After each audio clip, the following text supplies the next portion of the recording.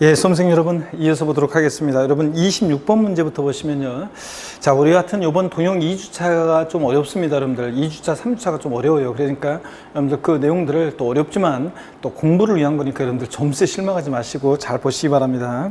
소득세법상 납세 의무와 납세지에 대한 설명으로 틀린 것은 그랬는데 1번에 비고자가 국내에 소지하는 부동산을 양도한 경우에 납세지는 비고자의 국외 주소지다는데, 자, 비고자 그러면 마돈나를 항상 떠올리고요. 파카스 마돈나. 마돈나가 예를 들어서 우리나라 국내에 자, 서울에 있는 부동산을 팔았어요. 자, 서울특별시 강남구에. 자, 그러면 여기 그 납세지는 여러분요, 비고자의 납세지는 국내 사업장에 비고자가 있으면 국내 사업장 소재지고, 사업장이 없으면 국내 원천 소득이 발생하는 장소를 납세지로 합니다. 그런 거죠. 그런 거지. 국외 주소지면 미국이네요. 아, 그러면 안 되지, 여러분들. 자, 그래서 자, 비고자가 국내 소지하는 부동산을 양도한 경우 납세지는 국내 사업장 소재지. 사업장이 없을 때는 국내 원천 소득이 발생하는 장소가 됩니다. 그래서 1번 틀렸고요. 2번 공동소유한 자산에 대해서 양도소 금액 계산할 때 해당 자산을 공동소유하는 각 고자가 납세를 진다. 여러분, 부부 공동명의재산을 양도하더라도 각각 계산해서 각각 납부할 의무를 지게 됩니다. 연대 납세 없고요. 2번 비고자는 국내 주소를 둔 날부터 고자가 된다는데, 우리 고자라는 것은 국내 우리나라에 주소가 있거나 주소 없더라도 183일 이상 거소 둔 개인을 고자라고 하잖아요. 그러니까 자, 비고자가 고자로 전환되는 경우는 주소는 주소를 둔 날부터예요. 그래서 시험에서 주소를 둔 기간이 183일이 된 날부터 비고자가 고자가 된다 그러면 틀려요. 주소는 주소를 둔 날부터고, 거소가 이제 거소를 둔 기간이 183일이 되는 날부터 비고자가 고자가 됩니다. 이걸 뒤바꾸는 것도 중요합니다. 주소는 주소를 둔 날부터 비고자가 고자가 되고요. 3번 맞습니다. 4번 상속에 따라 비상속인의 소득금액에 대해서 과세하는 경우 그 상속인이 납세를 진다. 자, 세금 안 내고 죽으면 그대로 끝나는 게 아니죠.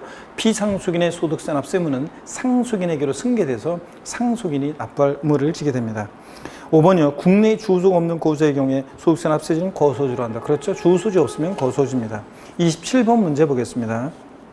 소득세법상 고자의 부동산 및 부동산에 관한 권리, 임대에 관한 설명으로 옳은 것은 그랬습니다. 1번 질문부터 볼게요. 자, 이거 동영 1주차 때도 강조드렸습니다. 정답 질문도 했었고요. 지상권 대여, 공익사업과 무관함으로 발생한 소득은 기타 소유다 그러는데, 여러분, 우리가 부동산 또는 부동산 상해 권리 대여로 인한 소득이 부동산 임대업, 즉 사업소득입니다. 포인트는 사업소득이냐 기타 소득이냐, 이게 포인트고, 이걸 뒤바꾸는데, 우리가 부동산 미등기 부동산 대여 소득도 사업소득이고요, 부동산 상해 권리의 전세권과 지상권 대여 소득 사업소득입니다. 그리고 이 지상권과 지역권 대여소득은, 지상권과 지역권 대여소득은, 여러분 보세요. 지역권과 지상권 대여소득은 공익사업과 공익사업용, 공익사업과 관련한 것은 요거 보고요. 이것은 기타 소득이고요. 공익사업 관련한 것은 기타 소득이고, 공익사업과 무관한 것은 이것은 사업소득입니다. 공익사업과 관련한 것은 기타 소득이고, 공익사업과 무관한 것이 사업소득입니다. 여기서는 공익사업과 무관한 거라고 이거 꼭 알아두라고 그랬잖아요, 여러분들. 자, 그래서 공익사업과 지상권, 지역권, 대여소득, 공익사업과 여기서는 무관한 거니까 뭐라고요? 공익사업과 무관한 거니까 사업소득입니다. 2번 전세권을 대여으로 발생한 소득, 사업소득입니다. 전세권, 부동산 임차권 대여소득은 부동산 상해 권리 대여로서 역시 사업소득이고요.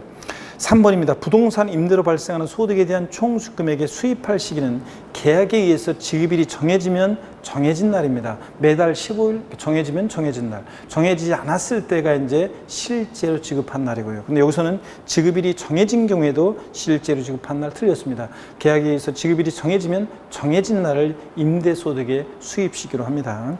4번입니다. 해당 주택에서 발생하는 임대소득이 연간 500만 원 이상이거나 기존 시가 9억 초과하는 고가가 되길 때는 40% 초과하는 공유지분을 소유한 경우에 소수주분자도 주택 수요가 산한다. 우리 동영 1주차 때도 살짝 설명을 드렸는데, 요거 2020년 개정세법이에요. 원래 공동 소유주택은 지분이 가장 큰 자의 소유로 주택 수요가 산합니다. 부동산 임대업에서 공동 소유주택이다, 갑지분 60%, 을지분 40%, 공동 소유주택이다 그러면 지분이 가장 큰 자의 소유로 계산합니다.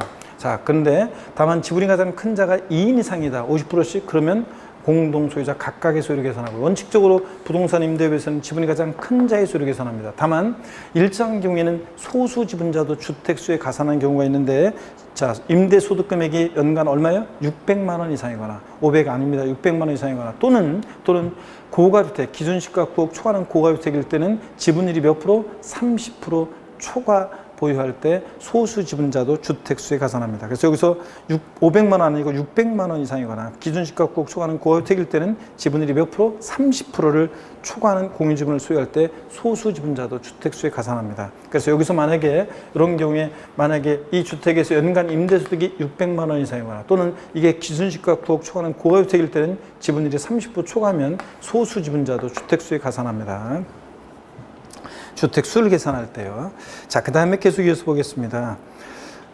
자, 5번 지문 보니까 2주택, 법령이 정하는 소형주택 제외하고 2개의 상업용 건물을 소유한 자가 보증금을 받은 경우에 2개의 상업용 건물에 대해서만 간주임대를 종수금에 산입한다. 그렇죠, 여러분들? 이게 맞습니다.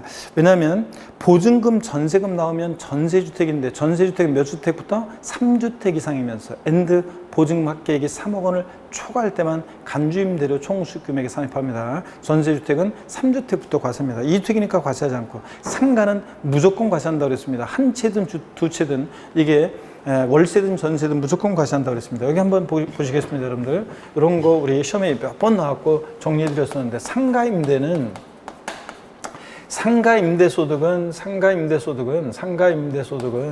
요게 여러분 보세요. 한 채든 두 채든 상가 임대소득은 무조건 과세입니다. 자, 상가 임대소득은 이것이 월세 계약 형태든 전세 계약 형태든 상가 임대소득은 무조건 과세한다고 그랬습니다. 무조건 과세입니다. 무조건 과세예요. 자, 근데 상가 임대료. 근데 주택 임대소득은 주택 수 등에 따라 달라지잖아요. 월세냐 전세냐에 따라 달라집니다. 그래서 주택 임대소득에 대해서는 여러분 이게 우리가 주택 수 등에 따라서 달라졌고, 월세냐 전세냐에 따라서 달라졌었습니다. 자, 그랬을 때 주택 임대소득 월세 계약 형태로 임대했을 때 보증금만 받고 전세 계약 형태로 임대했을 때, 여러분 전세주택과 월세주택을 지문에서 어떻게 구별하냐고요? 보증금, 전세금이란 말이 있으면 전세주택이고, 자, 그렇지 않으면 월세 계약 형태로 임대한 겁니다. 자, 우리 소득세는 월세 계약 형태로, 월임대를 받는 월세 계약 형태의 주택을 임대를 요거를 기본으로 하고, 보증금, 전세금만 받고 임대한 전세주택은 예외적인 겁니다. 그 다음에 또 보시면 한 채일 때 월세 계약 형태로 임대했다, 비과세입니다, 여러분. 비과세요. 과세하지 않습니다. 일개 소유하는 주택 임대에서 비과세예요. 근데 고가주택과 기준시가 9억 초과하는 고가주택과 그 다음에 국외 소재주택은 1주택이라도 어떻게 한다, 이거 과세한다고 그랬습니다. 1주택이라도 과세를 하고요. 자, 1주택이라도 월세주택일 때는 이거 하나 할지라도 주택수 관계없이 고가주택과 국외소유주택은 과세입니다, 여러분들. 과세하고요. 네, 그 다음에 또 봅니다. 또 전세주택은 비과세입니다. 1주택일 때 비과세고, 주택 하나인 사람이 보증받고 임대했다, 비과세입니다. 단 여기서는 고가주택 포함입니다. 전세주택은 고가주택일지라도 1주택일 때는 과세하지 않습니다. 과세하지 않아요. 자, 월세주택과 구별이 됩니다. 그 다음에 두 채 이상이다. 자, 주택 두 채를 갖고 있다. 그래서 두 채를 갖고 있는데 하나는 월세계 형태로, 하나는 전세계 형태로 임대했다. 자, 요거 과세입니다. 두 채부터는 월세주택은 무조건 과세고, 전세주택은 비과세고요. 두 채 과세하지 않고요. 그 다음에 세 채일 때 이제 보시면, 세 채일 때, 자, 주택임대소득 세 채다 그러면 월세주택은 무조건 하나만 비과세지, 두 채부터 무조건 과세입니다. 전세주택은 3주택 이상이면서 엔드 보증금 합계액이 자, 얼마요고? 보증금 합계액이 3억 원을 초과할 때 과세합니다. 물론 3주택 계산할 때 소형주택은 제외합니다. 그래서 전용면적 요거 60제곱미터 이하이면서 엔드 기준시가 2억 원 이하인 소형주택은 3주택 계산할 때 제외하고요. 어떻든 간에 3주택 이상이면서 엔드 보증금액이 3억 원을 초과해야지, 딱 3억 원이면 과세하지 않습니다. 자, 이렇게 해서 전세주택은 3주택일 때 과세합니다. 자, 그러니까 여기서 5번 지문은 2주택이니까 보증받고 임대했으니까 전세주택 과세 안 하고요. 자, 상업용 건물만 과세한다. 그렇죠, 여러분들? 맞습니다. 5번이 정답이고.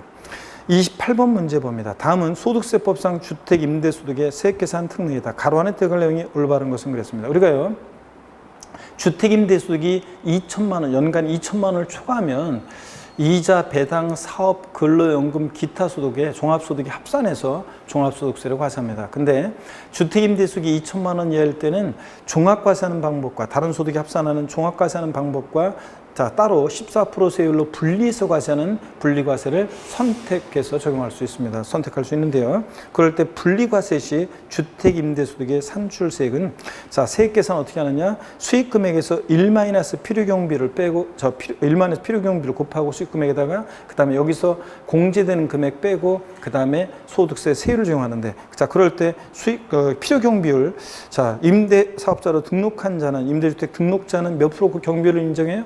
60% 경비를 인정하고 미등록자는 50% 경비를 인정해주고 공제되는 금액이요. 공제되는 금액 주택임대사업자로 등록한 자는 400만 원 공제하고 미등록자는 200만 원을 공제합니다. 그 다음에 세율은 소득세 세율은 몇 프로 세율을 곱합니까? 14% 세율을 곱합니다. 그래서 분리과세 시 소득세 세율은 몇 프로다? 14%라는 거 꼭 기억합니다. 그래서 3번이 정답이 되겠습니다. 29번 문제요. 소득세법상 양도세 과세 대상이 아닌 것은 그랬습니다. 1번 보니까 도시개발법에 의한 환지 처분에 의한 환지받은 토지로서 해당 권리면적이 감소된 경우 그랬습니다. 여러분, 우리가 환지 처분으로 지번 변경되거나 보류주로 충당되는 경우에는 정책적 목적으로 양도해당하지 않습니다. 환지 처분으로 지번 변경, 보류주 충당되는 경우에요. 근데 이거하고 헷갈리면 안 되는 것이, 여러분 이걸 헷갈리면 안 되는 것이, 지금처럼요, 이렇게 환지 처분에 의한 환지받은 토지로서 권리면적이 감소된 경우, 가만지요. 우리가 도시개발법에 따른 개발사업 같은 거 벌어질 때 갑이라는 사람이 예를 들어서 권리면적이 300제곱미터였었는데 나중에 만약에 100제곱미터로 환지받았다 그러면 200제곱미터만큼을 사업시행자에게 200제곱미터로 할까요? 200제곱미터로 환지받았다. 그러면 200제곱미터로 환지받았다 그러면 요 100제곱미터만큼을 죄송합니다. 100제곱미터만큼을 사업시행자에게 양도한 거고 얘는 청산 절차 들어갔을 때 청산금을 수령해야 부담해요. 청산금을 수령해야죠. 줄어든 것만큼 받아야죠. 환지권리 줄어들었잖아요. 가만지요. 환지권리 줄어든 가만지 경우 보겠습니다. 환지권리 줄어든 가만지는 여러분요. 환지권리 줄어든 가만지는 줄어든 것만큼 청산금 수령하고 수령액에 대해서는 양도소득세가 부과됩니다. 가만지요. 근데 예를 들어서 권리면적이 예를 들어서 이번에 100제곱미터였는데 만약에 200제곱미터를 만약에 이렇게 환지받았다. 그러면 100제곱미터만큼 얘는 새롭게 취득한 거고, 그 다음에 청산 절차 들어갔을 때 얘는 청산금을 부담해야 돼요, 수령해야 돼요. 청산금을 부담해야죠, 늘어난 것만큼. 그래서 서민들이 청산금 부담돼서 못 들어가잖아요. 그 다음에 환지권리 늘어난 증환지예요. 그래서 증환지는 여러분 환지권리 늘어난 것만큼 청산금 부담하고 부담액에 대해서는 취득세가 될 수 있습니다. 그래서 여러분 위에 것만 기억하면 됩니다. 가만지 환지권리 줄어든 것만큼 청산금 수령하고 수령에 대해서 뭐가 양도세부가 된다. 이렇게. 그래서 1번 가만지 양도에 해당합니다. 2번 부동산과 함께 양도하는 개발제한구역의 지정 및 관리에 관한 특별조치법 규정에 따른 이축할 수 있는 권리. 여러분 이축권은 반드시 통영 1주차 때도 강조했어요. 이축권은 부동산과 함께 양도하는 이축권이 대상이지 이축권 가액만 별도로 평가해서 따로 구분이 신고하면 기타 소득세 대상이라고 했습니다. 이축권 부동산과 함께 양도하는 이축권 대상이 됩니다. 3번이요. 주택건설업자가 신축한 주택을 양도하는 경우. 여러분 사업자가 건설업자니까 사업자가 팔잖아요. 사업자가 파니까 사업성을 가지고 파는 거고 그러면 사업소득입니다. 양도소득은 사업성 없이 파는 게 양도소득이고 사업성을 가지고 팔면 사업소득이고 사업소득 중에서도 얘는 주택, 신축, 판매란 말 들어있으면 건설업이라고 그랬습니다. 건설업, 주택, 신축, 판매업. 지문에 사업성을 가지고 파는데 사업자가 주택, 신축, 판매란 말 들어있으면 양도, 판매, 주택, 신축, 판매란 말 들어있으면 이건 주택, 신축, 판매업, 건설업입니다. 건설업이고 사업소득 중에서 그 외 주택, 신축, 판매 이외는 기존의 주택을 매입해서 판매한다거나 상가를 신축 판매한다거나 토지를 판다거나 그 외 사업적인 목적을 갖고 부동산을 팔면 부동산 매매업이고요. 그래서 부동산 매매업과 사업소득 중에서 부동산 매매업과 건설업의 차이점. 우리가 사업소득은 부동산 관련 사업소득은 부동산 임대업, 부동산 매매업, 건설업이 있을 때 하여튼 주택 신축 판매 지문에 들어있으면 건설업이고 그 외에는 다 매매업입니다. 이렇게 여러분들이 구별합니다. 여러분들. 자, 그 다음에 계속 이어서 보겠습니다. 그래서 3번이 정답이고 이건 양도소득이 아니라 사업소득이고요. 4번 봅니다. 공유토지를 분할하면서 등기부등본상 본지분이 감소된 경우로서 감소분에 대해서 대가를 지급받은 경우 그랬습니다. 여러분, 자 그러면은 공유물, 지분의 변경 없는 단순 분할은 양도에 당하지 않습니다. 자기 지분 그대로 자기가 나눠가진 거니까. 근데 지분이 변동하는 공유물 분할의 경우에 지분 감소로 변동될 때 공유지분권 대가로 받고 자기 지분, 공유지분을 넘겼다? 그러면 자, 양도에 해당합니다. 지분이 변동하는 공유물 분할의 경우에 지분 감소로 변동될 때 양도에 해당한다는 거. 그 다음에 5번 지상권과 함께 양도하는 영업권. 영업권은 반드시 사업에 사용하는 자산과 함께 양도할 때 영업권이 대상입니다. 사업에 사용하는 자산이 뭐냐? 토지, 건물, 부동산에 관한 권리 같은 이런 것과 함께 양도하는 영업권 대상입니다. 단독 영업권만 양도하면 뭐다? 기타 소득세 대상입니다. 자, 30번 보겠습니다. 다음 중 양도소 금액 계산 시 양도책에서 차감하는 장기 보유통제 대상 자산은 그랬습니다. 여러분 2020년 7월 1일에 양도하는 것으로 가정한다. 여러분 양도소득세 우리 과세 대상 있잖아요. 양도세 공제 대상인 것과 아닌 것. 자, 구별해야 되는데 양도세 공제 대상은 국내 소지해야 됩니다. 국외 자산 안 돼요. 국내 소지하는 등기되고 미등기 안 돼요. 3년 이상 보유한, 3년 미만 안 돼요. 3년 이상 보유한 토지 건물 및 조합원 입주권의 대상입니다. 근데 조합원 입주권은 조합원으로부터 취득한 것은 제외입니다. 원조합원 입주권만 대상이고 또 토지 건물 조합원 입주권 이외 자산은 안 돼요. 그 다음에 조정 대상 지역 내 1세대 2주택이나 3주택은 요거 장특공제 대상이 아닙니다. 한시적으로 2019 조정상 지역 내에서 10년 이상 보유한 주택을 조정상 지역 내에서 10년 이상 보유한 주택을 2019년 12월 17일부터 2020년 6월 30일까지 양도할 때 한시적으로 장특공제 적용한다는 한시 규정이 있었는데 7월 1일에 양도하는 거니까 한시 규정 적용되지 않습니다. 그래서 조정상 지역 내 1세대 2주택이나 3주택은 장특공제 배제입니다. 자, 그러면 보겠습니다. 1번 5년 보유한 국외 소지의 토지. 국외 소지하는 자산은 장특공제 안 된다고 그랬습니다. 다른 나라 국가경영지까지 우리가 신경 안 써요.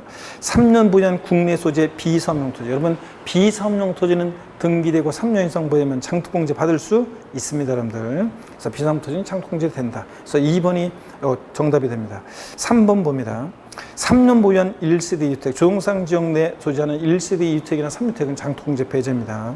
4번 실거래가액이 10억 원인 국내 소재 고가주택. 여러분 고가주택도 실거래가액 보고청하는 고가주택도 1세대인 고가주택도 장특공제 받을 수 있습니다. 보유한 중에 2년 거주를 하면 자 24에서 80%까지 보유연세 8%씩 적용해서 장특공제 24에서 80%까지 왕창 받을 수 있습니다. 다만 여기서는 왜 안 돼요? 2년 6개월 보유요. 자, 몇 년 보유돼 장특공제는 항상 여러분 지문에 장기 보유통제가 나오면 3년 보유를 항상 염두에 바로 떠올려야 돼요. 장기 보유통제라는 지문이 나오면 반드시 뭘 떠올려야 돼? 3년 보유를 반사적으로 떠올리셔야 됩니다. 3년 보유 못했으니까 못 받아요. 5번 7년 보유한 미등기 건물. 반드시 등기가 돼야지 미등기 한다면 배제입니다. 그래서 2번 정답입니다. 31번 문제 보겠습니다. 31번 보니까 소득세법상 양도세가 비과세되는 1세대주택에 관한 설명이 다 틀린 거 그랬습니다. 1번 질문 보니까요. 우리 상속주택과 일반주택, 상속계 이상 시 보유한 주택에 한해서 을 소유하는 고자가 일반주택을 먼저 양도하는 경우에 1세대 1주택으로 봐서 비과세에 관한 규정을 적용한다. 자, 여러분 상속으로 인한 1세대 2주택 나오면 항상 어느 주택을 먼저 양도하는지 잘 보셔야 돼요. 이거 몇 년 양도한다. 양도 시기 제한은 없는데 어느 주택을 먼저 양도합니까? 일반 주택을 먼저 양도할 때 1세대 주택 양도로 보는 거지. 이거 상속받은 주택 먼저 양도하면 과세입니다. 1번 맞고요. 2번 공동소유주택, 갑집은 60%, 일집은 40%인 공동소유주택과 다른 주택을 소유하는 고자을이 공동소유주택 외 다른 주택을 양도할 때는 1주택으로 보장한다. 여러분, 지분이 크든 작든 양도소득세에서는 공동소유자 각각의 소유로 주택수익 계산합니다. 종합부동산세에서도 공동소유주택은 공동소유자 각각의 소유로 계산합니다. 근데 부동산 임대업만 공동소유주택은 아까 했죠? 지분의 가장 큰 자의 소유로 계산하되, 다만 지분이 가장 큰 자가 2인 이상일 때 각각의 소유로 계산하고, 일정 경우에는 소수 지분자도 주택수에 가산하는 경우가 있었고요. 그래서 부동산 임대업만 틀리고 종부세, 양도소득세에서는 공동소유주택은 공동소유자 각각의 소유로 계산합니다. 지분이 가장 큰 자의 소유로 계산한다. 이러면 틀려요. 자, 그 다음에 3번입니다. 해외 이주를 목적으로 세대전원이 해외로 출국하는 경우에 출국일로부터 2년 내 양도하는 경우에는 보유기한 및 거주기한 제한을 받지 않는다는데, 여러분, 해외 이민이라든가 해외 이주 또는 1년 이상 국외 거주를 필요하는 취약이나 근무상 형편으로 국외 거주하기 위해서 출국하는 경우, 세대전원이 출국한다. 해외 출국이나 해외 이주가 나오면 반드시 출국 1년제 1주택이고 출국일로부터 몇 년 내? 2년 내 양도했는지를 꼭 확인하셔야 돼요. 출국일로부터 2년 내 양도했을 때 자, 보유기한 관계없이 비과세입니다. 4번입니다. 65세의 배우자의 직계존속을 동거병하기 위해서 세대 합침으로써 이주택이 된 경우에 세대 합친 날로부터 5년 이내 부모님 소유주택을 양도한 경우에 한해서 1주택으로 본다는데, 완전히 틀렸습니다. 노부모 동거병양을 위한 1세대 주택은 60세 이상의 직계존속을 동거병양 세대 합칠 때 합가한 날로부터 몇 년 내? 10년 내 아무거나 꼭 부모주택 먼저 양도하는 경우에 한해서 틀려요. 자, 아무거나 먼저 양도하는 주택 1세대 1주택 양도로 봅니다. 자, 노부모 동거병은 몇 년 내? 10년 내요. 근데 혼인은 몇 년 내? 5년 내 먼저 양도하는 주택 1세대 양도로 보고요. 자, 그래서 여기서 틀린 것은 5년이 아니라 10년 내 먼저 양도하는 주택 1세대 양도로 봅니다. 그래서 5년 내 부모 소유주택을 양도한 경우에 하나요? 틀렸습니다.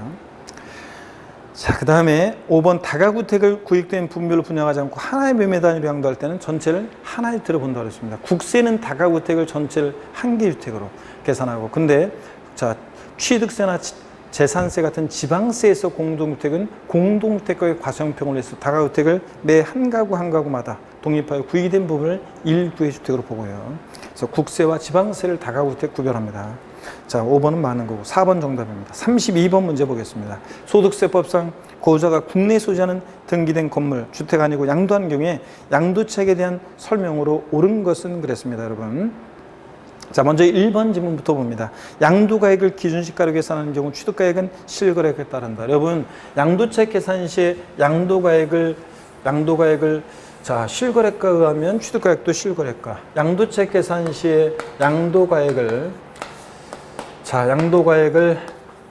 기준시가에 의하면 취득가액도 기준시가입니다. 자, 우리가 양도책 계산은 양도가액에서 필요경비를 빼는데, 필요경비에는 그 자산을 취득하면서 들어간 취득가액 그리고 기타 필요경비를 빼서 우리가 양도책을 구합니다.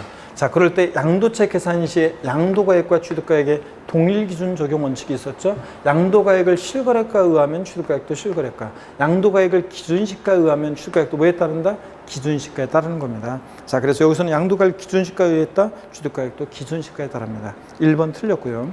2번 추계 방법으로 산정하는 경우에 매매사가액과 감정가액은 납세자가 선택한 순수에 따른다. 자, 적용한다. 틀렸습니다. 여러분, 취득가액이 확인이 되면 실제 취득한 가액을 적용하면 기타 필요경비는 자본적 지출액과 양도비용 합한금액을 우리가 기타 필요경비로 합니다. 그래서 취득가액이 확인되면 자본적 지출액과 양도비용 합계액을 필요경비로 하는데요. 근데 취득가액이 만약에 이번에는 불분명하다, 취득가액이 확인이 안 된다, 그래서 취득가액을 추계해서 매감, 환 또는 기준시가를 적용합니다. 그럴 때는 자, 취득가액을 추계해서 정할 때는 이 적용 순서는 납세자가 선택할 수 없습니다. 요거는 매매사례가액 없으면 감정가액, 없으면 환산 취득가액을 정하는 겁니다. 그런 거지 납세자가 자기가 선택하는 순서에 따라 틀렸습니다. 자, 이렇게 납세자가 선택할 수 없습니다. 내감한기고요. 3번입니다. 환산 취득가액은 양도가액을 추계하는 경우에 적용되지 않는다 그랬는데 여러분요, 우리가 이 환산 취득가액은 취득가액을 추계할 때만 적용하는 것이지 양도가액을 추계할 때 적용하지 않는다 그랬습니다. 여러분, 우리가 양도책 계산 시에 양도책 계산 원칙 실거래가를 적용합니다. 근데 실지거래가 확인되지 않는다, 실지 양도가액과 취득가액이 계약서나 증빙서류 등에서 확인이 안 되면 취득가액이나 양도가액을 추계해서 정하는데, 그럴 때 우리가 구체적으로 추계 결정 정정하는 추계 결정 경정할 때 어떻게 추계 결정 경정하느냐, 양도가액과 취득가액을 콕 집어서 시험에서 양도가액이 확인되지 않을 때 양도가액은 어떻게 추계 결정 경정하냐고 물어보면 매, 감, 기 순서로 추계 결정 경정하죠. 매매사례가액, 감정가액, 기준시가예요. 요거. 자, 그 다음에 순서 뒤바뀌면 틀리고요. 콕 집어서 취득 당시 실지거래가액이 확인되지 않는다 그러면 매감,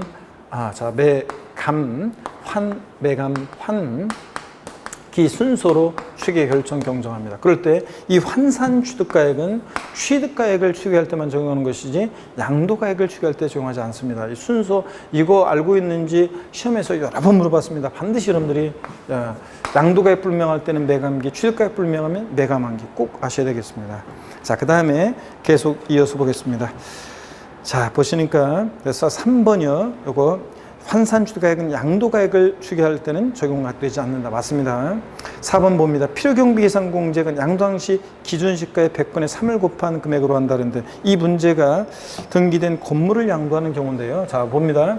우리가 취득가액을 추계해서 정하게 되면 기타 필요경비는 일일이 들어간 비용 공제하지 않고 자산별로 일률적으로 우리가 필요경비 계산 공제액을 기타 필요경비로 하게 됩니다. 그때 이 필요경비 계산 공제액이요. 자, 이 필요경비 계산 공제액은 자산별로 일률적으로 적용하는데 어떻게 자산별로 일률적으로 적용하느냐? 그러면 자, 봅니다. 자, 토지, 건물 같으면 취득 당시 기준시가예요. 양도항시 기준시가가 틀렸죠, 지금? 양도항시가 아니라 취득 당시 기준가의 공제율 3% 적용합니다. 근데 미등기 양도하는 자산은 배제하는 것은 아니고, 미등기 양도하는 토지, 건물은 요거 0.3%, 1,000분의 3, 0.3% 경비율을 인정합니다. 배제한다면 틀리고요. 미등기도 배제되지는 않습니다. 자, 지상권, 전세권, 등기된 부동산 임차권은 취득 당시 기준시가의 공제율 7%를 적용하고요.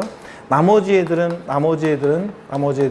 취득 당시 기준가의 공제율 1%를 적용합니다. 1%를. 자, 그래서 필요경비가 계산 공제를 나왔다. 며칠 되기 전에 가면 부정타냐? 371이에요. 그래서 371 이렇게 외웠잖아요. 자, 371. 맨 위에 토지, 건물, 중간에 지상권, 전세권, 등기된 부동산 임차권, 나머지 다 1%. 그래서 371인데 취득 당시 기준가의 3%입니다. 여기서 양도항시라고 그러니까 틀렸습니다, 여러분들.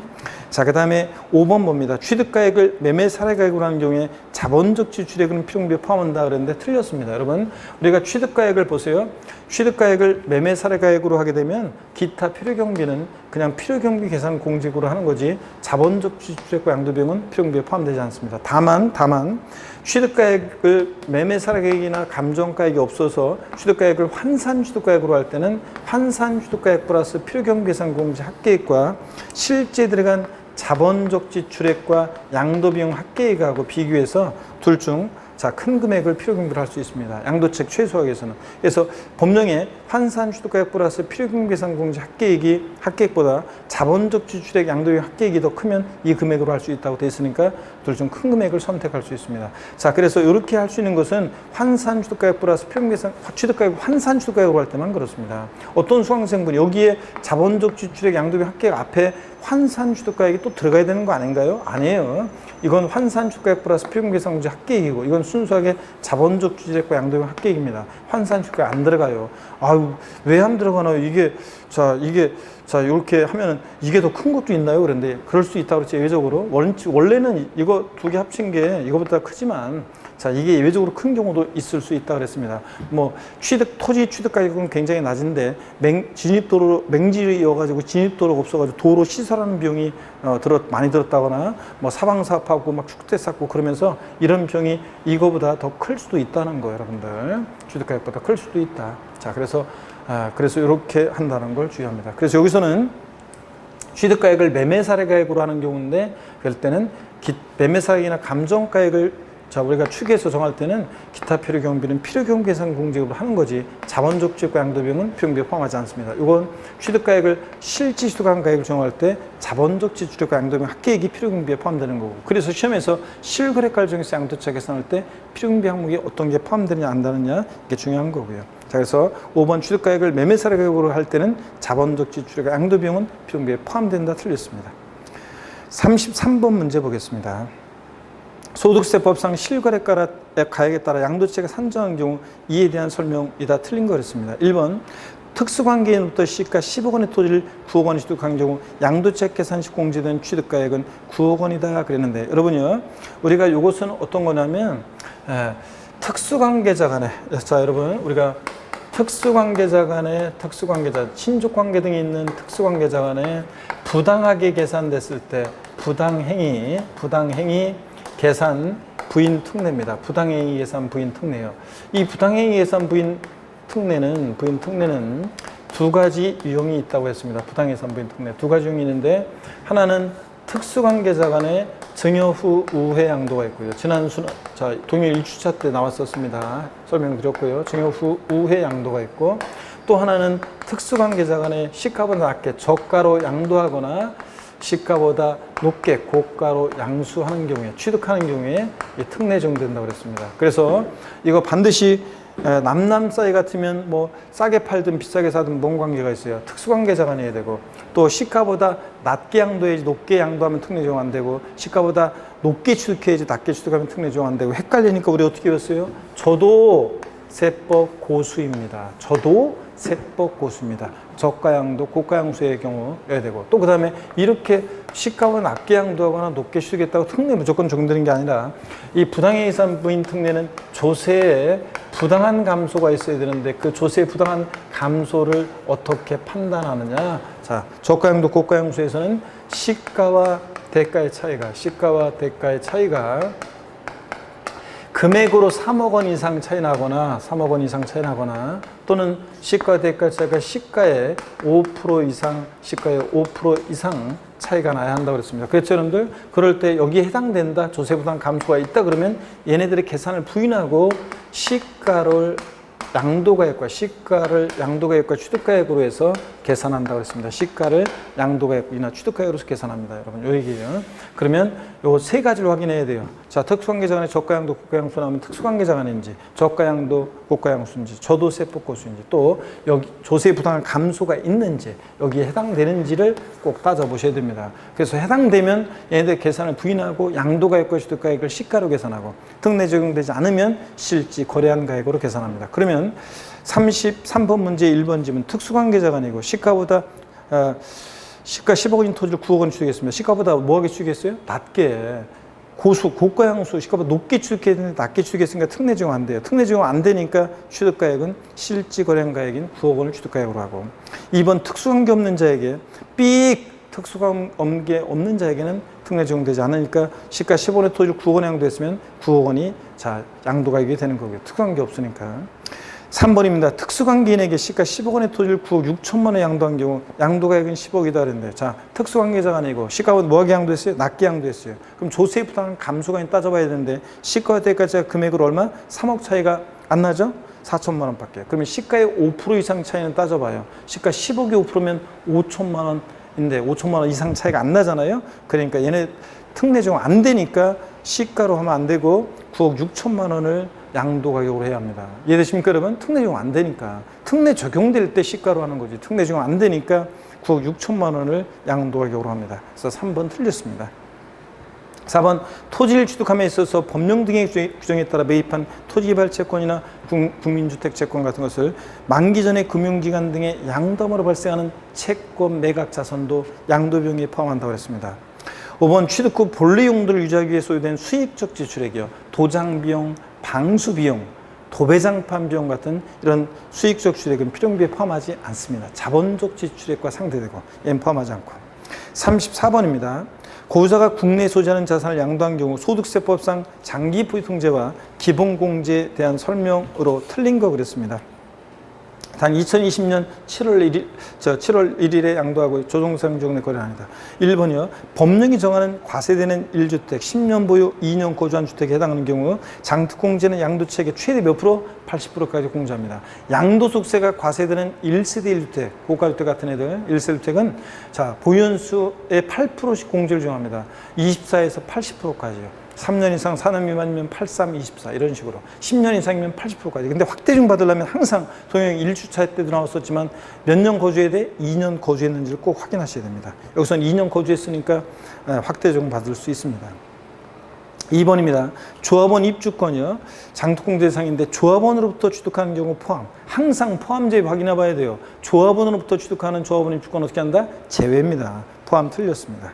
양도하는 경우 장특공제는 종전주택의 양도차액에 조합원 입주권의 양도차액을 합한 금액에 보기한별 공제를 곱한 금액을 한다. 틀렸습니다. 뒷동네도. 조합원 입주권의 양도차액을 합한 금액이 아닙니다.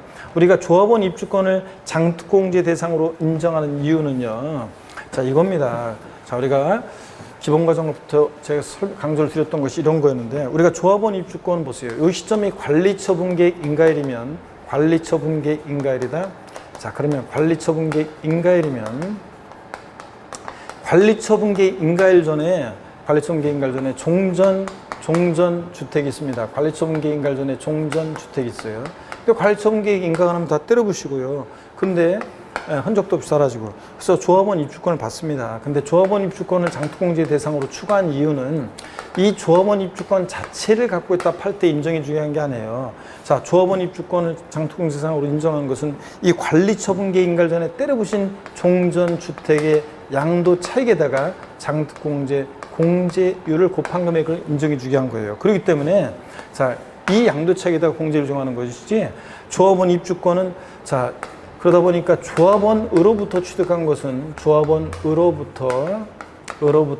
취득한 것은 제외합니다. 포함 틀린 거예요. 조합원으로부터 취득한 것은 제외하고 원조업 입주권만 대상이고. 그러다 보니까 조합원 입주권은 조합원 입주권 자체에 대한 양도 차익의 공제를 적용하는 것이 아닙니다. 그러니까 여기서 조합원 입주권의 장기 보유별 공제는 관리처분계획 인가일 전에 종전 건물과 부속 토지 양도 차익에 조합원 입주권의 양도 차익을 합한 금액이다. 아닙니다. 이건 아닙니다. 조합원 입주권 양도 차익은. 자, 그래서 이거 포함도 틀렸고 또 조합원 입주권의 양도 차익 합한 금액도 틀렸습니다. 2번 정답이고 3번입니다. 100분의 50의 비례에 수령되는 자산은 장특공제상이 아니다는데, 우리가 양도세에서 일반적으로 50%는 토지, 건물, 부동산에 관한 권리가 1년 미만일 때 50% 비례세율이에요. 그러면 자, 토지, 건물, 부동산으로 1년 미만이면 장특공제 받을 수 없죠. 왜냐? 항상 장특공제 몇 년? 3년 이상 보여야 되니까. 그래서 3번 맞습니다. 4번 같은 해에 국내에 소지하는 등기된 토지와 지상권을 양도하는 경우 기본공제는 최대 250만 원이다. 자, 여러분 기본공제는 소득별로 각각 공제 주는데 갑필, 차장, 소 양도소 금액별로예요. 어떤 소득금액과 어떤 소득금액을 구별하느냐. 토지, 건물, 부동산에 관한 권리, 기타라서 얘네들 소득금액에서 1년에 250, 주식에서 250, 파생상품에서 250 각각 소득별로 구분해서 기본공제 받습니다. 그러니까 토지, 건물, 부동산에 관한 권리, 기타라서는 전부 합쳐서 1년에 250입니다. 4번 맞고요. 5번 등기된 건물을 12년 6개월 보유한 후 양도하는 경우에 장특공제는 양도차익의 100분의 24의 공제를 곱한 금액이다. 여러분 일반적인 토지 건물은 보유연수의 몇 프로씩? 2%씩 공제를 적용합니다. 그러니까 자 12년이니까 보유연수의 2%씩 곱하니까 24%죠? 24% 공제받을 수 있습니다. 자, 이렇게 해서 5번은 맞고요. 2번 정답입니다. 여러분 35번 문제 봅니다. 35번 문제 소득세법상 양도소득세에 관한 설명으로 틀린 것은 그랬습니다. 보시니까요. 5번 지문 바로 보겠습니다. 상속받은 부동산을 양도하는 경우에 실지거래가액으로 양도차익 계산할 때 취득가액은 양도일 현재 취계 방법에 따라 결정한 가액을 취득한 실거래가로 본다. 틀렸습니다. 여러분 우리가 양도세, 소득세 계산은 실거래가로 계산하는 게 원칙입니다. 상속 증여받은 자산을 갖고 있다 팔 때 이번에 양도가액은 이번에 실지 양도한 가액 이거 있잖아요. 근데 실지 취득한 가액은 어떤 걸로 할 것이냐. 상속 증여받았으니까 실지 취득한 가액은 빵원이잖아요. 그럼 빵원으로 할 수 없지 취득가액을. 그러니까 상속 증여받은 자산의 실지 취득한 가액은 어떻게 정해지냐면 상속받았을 때는 예전에 상속계실현재, 증여받았을 때는 증여일현재입니다. 여기서는 상속계실현재지 양도일현재 틀렸습니다. 등기일현재, 양도일현재 아니고 상속계실현재.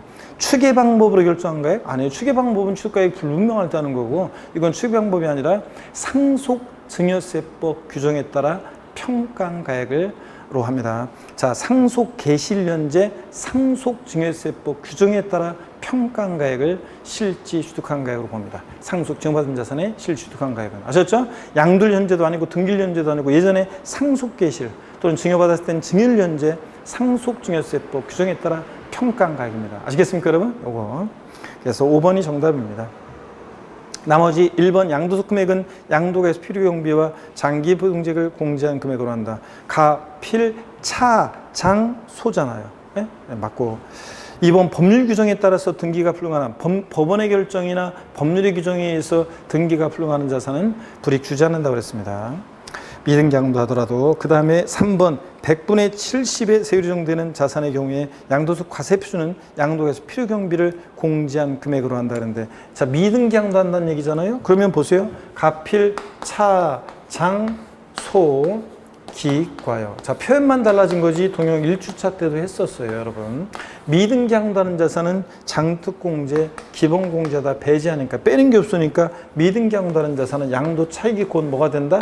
양도소 과세표준 금액이 된다고 그랬습니다. 그래서 미등기 양도하는 자산. 그래서 양도 차익 1억이면 과세표 금액 1억이잖아요. 자, 여기서 100분의 70의 세율이 정되는 자산, 미등기 양도 자산이니까 자, 양도 가액에서 필요경비를 뺀 것이 양도소득 과세표준 금액이 됩니다. 가, 필, 차가 과세표준 되잖아요. 이런 얘기입니다. 자, 그 다음에 계속 이어서 보겠습니다. 4번입니다. 양도소득세로 납부할세액이 1,000만 원 초과하더라도 물납은 할 수 없다. 그렇죠, 여러분? 양도세, 종부세는 물납 안 됩니다. 4번 정답이고요. 분할 납부만 됩니다. 양도세는. 36번 문제 보겠습니다. 소득세법상 2020년 7월 1일에 양도하는 경우 양도세 세율에 대한 설명으로 틀린 것은 그랬습니다. 단 주어진 자산 외에는 고려하지 않으며 해당 세율에 대한 세액은 초과 누진세율로 적용한 세액보다는 크다. 그래서 우리가 원래 이제 토지 건물 부동산에 관한 권리 1년 미만이면 1년 이상 2년 미만이면 40%인데 우리가 양도세 대상 자산은 일반적으로 6에서 42% 토지 건물 부동산에 관한 기타 자산은 우리가 6에서 42%가 기본 세율이에요. 기본적으로 적용돼요. 그러면 동일한 대상이 6에서 42% 적용되고 1년 이상 2년 미만이면 40%하고 동일한 대상이 2개 이상의 세율 당할 때 자, 각각 해당되는 세율 중에서 산출세 구한 다음에 그 좀 큰 거로 한다 그랬잖아요. 여기서는 지금 초과 누진세율보다는 크다고 그랬으니까 이거를 적용하는 겁니다.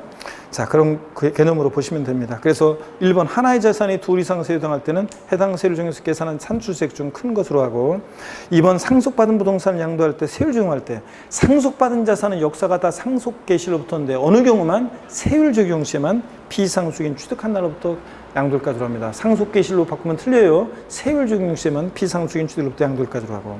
3번 등기된 주택을 8개월 보유하고 양도한다. 주택 조합원 입주권은 올해까지는 1년 미만이면 40%입니다. 1년 미만이면 40%고. 4번 등기된 상가 건물을 1년 6개월 보유했다 그러면 1년 미만은 토지 건물 부동산 관련 권리 50%. 1년 이상 2년 미만 40%입니다. 맞고. 5번 골프용권 등 기타 자산. 기타 자산 나왔다. 골프용권. 골프용권 나왔다. 기타 자산. 골프용권 뭐예요? 좌우지간 초과 누진세율 하면서 제가 창 소리도 안 되면서 판소리 비슷하게 했었는데 제가 기타자산, 자, 기타자산, 골프용권, 기타자산은 좌우지간 초과 누진세율입니다. 6에서 42%에 됩니다. 초과 누진세율이 적용됩니다. 7개월 아니고 6에서 42% 초과 누진세율입니다. 5번 정답이요. 37번입니다. 다음 자료에 의한 소득세법상 양도세 산출세액으로 오는 거. 자, 산출세액 구하라고 그래요. 뭘 구하라는 잘 보세요. 가필차상 소기과에서 곱하기 세율하면 산출세액입니다. 여기서는 지금 뭘 구하라고 그랬어요? 산출세액을 구하래요. 항상 양도세는 뭘 구하라고 하는지 잘 보셔야 되는데 산출세액을 구하라고 합니다. 산출세액을. 그러면 가필차상 소기과에서 곱하기 세율 산출세액인데 여기 보니까 국내 소지하는 등기된 토지고 보유기간은 2년이고 양도차익은 1,250만 원이랍니다. 자, 그럼 보세요, 여러분. 여기서는 양도차익이 1,250만 원이랍니다. 자, 양도차익이 1,250만 원이에요. 그럼 보세요. 양도차익이 1,250만 원입니다. 자, 그러면 차장 장특공제를 공제해줘야 되는데 항상 장특공제는 몇 년 보유? 3년 보유를 염두에 두셔야죠. 여기서는 딱 보니까 몇 년 보유했어요? 2년 보유. 그러니까 장특공제 받을 수 없어요. 그럼 양도소득 금액이 그대로 1,250만 원이고 항상 여러분이 가필상속익과를 써놓고 문제를 푸셔야 돼. 이런 거 나오면. 그 다음에 기본공제는 비등기한도만 아니면 싹 다 깔아주잖아요. 자산의 종류, 보유기한 관계없이요. 그냥 보유기한 요거 2년 보유했어도 기본공제는 받아요. 그럼 과세표준 금액이 얼마가 돼요? 과세표준 금액이 1,000만 원이 됩니다. 자, 그러면 1,000만 원이요. 그러면 세율은요. 자, 여러분 보세요. 자, 토지 건물, 부동산에 관한 권리 2년 이상 보유하면 6에서 42% 초과세율이에요. 과세표준 금액 1,200만 원 이하면 6%예요. 1,200만 원 이하. 1,000만 원이니까 6%죠. 세율은 6%를 정합니다. 그러니까 산출세액은 얼마예요? 산출세액은 1,000만 원이 6%. 아예 외우더라고 했잖아요. 60만 원. 자, 이렇게 해서 1,200만 원이 할 때 6% 정한다는 거. 이렇게 하는 겁니다. 이 문제에서 포인트는 양도차익이 1,200일 때 2년 보유, 3년 보유를 못했고 2년 보유니까 3년 보유를 못했으니까 장특공제 받을 수 없고 그대로 소득금액 내리고 기본공제는 기본적으로 깔아줘서 과세표준 나오면 거기 과세표준액 근데 토지 건물 부동산에 관한 권리는 2년 이상이 6에서 42%니까 초과투인세율 정도될 때 초과인세율 정도될 때 과세표준 금액이 1,200만 원 이하면 6%라는 거. 자, 이렇게 해서 1번이 정답입니다. 아셨죠, 여러분? 이거. 38번 문제 보겠습니다. 소득세법상 고자 갑은 국내 소지하는 토지, 등기됐고 비상토지 아니고를 배우자인 고자 을에게 증여했고 을은 증여받은 토지를 특수관계 없는 병에게 양도한다고 가정할 경우 이에 대한 설명으로 틀린 거였습니다. 아, 이율과세 특례네요. 배우자 직계존비 속한 이율과세 특례가 나오면 항상 여러분들이 이율과세 특례 나오면 문제 옆에다가 갑을병 이렇게 해놓고 문제 풀라고 그랬습니다. 증여자, 수증자, 제3자요.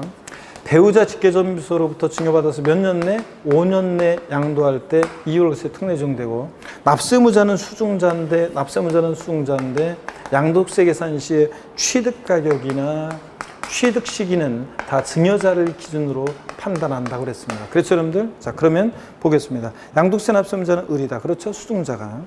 그 다음에 2번 장특공제는 양도세, 제가 문제 보기도 한 보고서 문제 푸네요. 고자 갑의 취득가액이 3억이고 고자 갑의 보유기간이 7년입니다. 그 다음에 증여일 현재 상속증여세법 증여에 따라 평가가액 5억, 증여 당시 가격이 5억이고 고자 을의 보유기간은 4년입니다. 그러니까 을이 자, 5년 미만 보유하고 양도했다는 얘기죠. 자, 5년 내 양도했다는 얘기입니다. 이율과세 특례 적용되고 납세무자는 당연히 수증자 을이고 2번 장특공제는 양도차익의 100분의 22이다 그랬는데 자, 장특공제 적용 시에도 보유기간은 당초 증여자가 취득한 때부터 양도일까지로 보유기간을 계산해요. 그러니까 지금 여기서는 자, 이율과세 특례는 장특공제든 세율 적용 시든 다 당초 증여자가 취득한 때부터 보유기간을 계산해요. 그러면 이율과세 특례는 그러면 언제부터예요? 자, 그러니까 증여자 갑이 보유한 기간이 7년, 수증자가 보유한 기간이 4년 합쳐야죠. 11년이에요. 11년이니까 보유연수에 2%씩 적용합니다. 일반적인 토지 건물. 그러니까 2%씩 적용하니까 22% 맞습니다. 3번 취득 당시 기납부한 증여세는 양도채 계산 시 필요경비에 산입한다. 그렇죠, 여러분들? 원래 기납부한 상속세나 증여세는 필요경비에 포함하지 않지만 이율과세 특례 적용될 때 예외적으로 기납부한 증여세 필요경비에 산입해서 공제받을 수 있습니다. 자, 그 다음에 또 보시면 4번입니다. 양도채 계산 시 공제되는 취득가액은 자 5억 원이다 그랬는데 자 이율과세 특례 적용될 때는 취득가격은 누굴 기준으로 판단해요? 증여자가 취득한 가격으로. 자, 그러니까 증여자 갑이 취득한 가격이 3억이니까 3억 원이 정답입니다. 4번 3억 원이 되고요. 5번 갑과 을은 연대 납세무 없다 그랬는데 이율과세 특례는 어차피 배우자 직계존비속은 한 몸이니까 연대 납세무 있다고 그랬어요? 없다고 그랬어요? 연대 납세무가 없다고 그랬습니다. 증여자 수증자. 그래서 4번이 정답이 되겠습니다. 39번 문제 보니까요. 소득세법상 고자의 양도소득세에 관한 설명으로 옳은 거 그랬습니다. 자, 1번이요. 양도 차익이 없거나 양도 차손이 발생한 경우에 예정신고하지 아니할 수 있다. 할 필요 없다. 생략할 수 있다. 다 틀리다고 그랬죠? 양도 차익이 없거나 양도 차손인 때도 예정신고해야 합니다. 양도소득 과세표준 금액이 없거나 결손금액이 있는 때도 확정신고는 하여야 합니다. 하지 아니할 수 있다. 생략할 수 있다. 할 필요 없다. 다 틀려요. 그래서 해야 합니다. 2번 예정신고를 해당 과세기간 중 1회 이행한 경우에도 확정신고를 생략할 수 없다. 틀렸죠, 여러분들? 예정신고 한 자는 확정신고하지 않을 수 있습니다. 다만 누진세율 적용 대상 자산을 여러 번 양도하거나 그럴 때 마지막에 합산해서 예정신고했어야 되는데 그러지 않았을 때는 반드시 다음에 합산해서 확정신고해야 하는 경우도 있습니다, 여러분들. 자, 그 다음에 3번입니다. 예정신고 관련한 무신고가산세가 부과된 경우에 그 부분에 대해서 확정신고 관련한 무신고가산세가 다시 부과되지는 않는다고 그랬습니다. 그렇죠, 여러분들? 예정신고 관련해서 여기 보세요. 예정신고 관련해서 가산세가 부과된 요만큼 부과된 부분에 대해서는 확정신고 납부 시에 예정신고 관련해서 가산세가 부과된 부분에 대해서는 자, 다시 가산세가 부과되지는 않는다고 그랬습니다. 여러분, 다시 부과된다 틀렸죠? 기출됐던 지문인데. 자, 그 다음에 또 이어서 봅니다. 4번입니다. 부동산을 양도하는 경우에 확정신고를 이행한 경우 예정신고에 대한 가산세는 정되지 않는다. 여러분, 예정신고 틀렸죠? 예정신고 확정신고는 남남이라고 그랬어요. 여러분, 예정신고 확정신고는 남남이다. 자, 그렇죠? 남남이다. 예정신고를 불성실하면 다음 연도에 확정신고를 이행하든 안 하든 상관없이 예정신고 불성실에 대한 가산세는 적용이 됩니다. 다만 자, 예정신고를 불성실했는데 다음 연도에 확정신고를 이행하게 되면 예정신고 불성실에 대한 무신고 과소신고 가산세를 무신고나 과소신고 가산세를 몇 프로 요거 50%를 경감한다는 것뿐이지 50%를 경감한다는 것뿐이지 경감하는 거지. 예정신고를 불성실한 경우에도 확정신고를 이행한 경우에는 예정신고 불성실에 대한 가산세는 적용하지 아니한다 그러면 틀려요. 적용합니다, 여러분들 주의하시고요. 자, 그 다음에 4번 그 틀렸고 5번입니다. 양도세 납부할 세액이 1,500만 원인 경우 최대 분할 납부 가능 금액은 500만 원이다. 맞죠, 여러분들? 여러분, 양도세는 분할 납부 1,000만 원 초과할 때 할 수 있습니다. 재산세 250초과, 종부세 250초과, 양도세만 1,000만 원 초과할 때 할 수 있는데 그러다 보니까 처리 기준은 배예요. 2,000 이하, 2,000 초과로 나눠서 2,000만 원 이하일 때는 1,000만 원 초과한 금액을 분할 납부하니까 납기내에 최소한 1,000 깔고 나머지요. 그래서 양도세 납부할 세액이 1,200이면 최대 분할 납부 금액 1,200일 때 200, 1,400이면 400, 1,500이면 500 이런 식으로 자 500만 원 최대 분납 가능합니다. 그래서 5번이 맞고요. 40번 문제 라스트입니다. 소득세법상 고자의 국외 양도수에 대한 설명으로 틀린 거랬습니다. 1번 지문은 작년 시험 지문에도 나왔던 건데요. 장식용으로. 자, 눈에 익혀둡니다. 자, 국외에서 외국 돈을 차입, 빌려가지고 취득한 자산을 양도하는 하여 발생하는 소득으로서 환율 변동으로 인해서 외화 차익금으로부터 발생하는 환차익을 포함하고 있는 경우에 해당 환차익을 양도세 범위에서 어떻게 하냐? 요거 제외한다는 거 꼭 알아둡니다. 바꾸면 포함한다고 하겠죠? 요 환차익을 양도세 범위에서 제외합니다. 요거 꼭 눈에 익혀두시고 1번이요. 네, 포함한다고 바꿀 수 있습니다. 제외고 2번 국외산의 양도 가액은 그 자산의 양도 당시 실거래가액이 있더라도 양도 자산의 소지하는 국가의 양도 당시 현황을 반영한 시가에 따른다. 이렇게 한번 기출이 된 적이 있습니다. 우리가 양도채 계산 시에 양도가액과 취득가액은 실거래가로 계산하는 게 원칙이에요. 국외산도 실거래가로 계산하는데 다만 실거래가액이 불분명할 때 없을 때 실거래가액이 불분명할 때 그날의 현황을 반영한 시가로 계산할 수도 있는 거예요. 근데 여기서는 실거래가액이 있더라도 그날의 현황을 반영한 시가로 계산한다 틀렸습니다. 실거래가액이 있으면 국내 자산이든 국외 자산이든 실거래가로 계산하는 게 원칙이에요. 다만 실거래가액이 불분명할 때 그 나라의 현황을 반영한 시가로 계산할 수도 있고 그 시가라는 것이 없을 때는 보충적 평가 방법으로 계산할 수도 있습니다. 자, 이렇게 해서 여기서는 실거래가 있으면 실거래가로 해야 됩니다. 2번 틀렸고요. 그 다음에 3번입니다. 국외 양도수익에 대해서 납부했거나 납부할 양도세액은 산출세에서 공제하거나 필요경비에 산입하는 방법 중 하나를 선택해서 공제받을 수 있다. 동영 1주차 때도 제가 말씀드렸어요. 자, 외국에서 세금 낸 것은 공제를 주는데 그럴 때 외국 납부세 공제 줄 때 예전에는 산출세액에서 세액 공제하는 방법만 있었는데 지금은 가필 필요경비로 공제하는 방법도 있다는 거 여러분 주의합니다. 그래서 선택해서 할 수 있고요. 4번 장특공제는 국외에서는 안 돼요. 근데 기본공제는 됩니다. 5번 양도세 계산할 때 양도가입 및 필요경비를 수령하거나, 이게 포인트예요. 수령하거나 지출한 날 현재, 수령일 또는 지출일 현재 외국환 거래법에 의한 기준환율 또는 제정환율에서 계산한다. 외국 돈을 우리나라 돈을 환산해서 계산할 때요. 수령일 또는 지출일 현재 외국환 관리법에 따른 기준환율, 제정환율로 자 외화를 원화로 환산해서 계산합니다. 자 이런 얘기입니다. 멀리서 빈다는 나태주 시인의 시를 제가 정규 수업 시간에 읽어드린 적 있죠? 자 다시 한번 시를 보면서 여러분 부디 아프지 말고 다음 주에는 또 실강에서 뵙는 분들은 실강에서 뵙고 인강으로 뵙는 분들은 인강에서 또 뵙기를 간절히 바랍니다. 여러분들 힘내시고 자 다음 시간에 씩씩한 모습으로 다시 뵙겠습니다. 고맙습니다.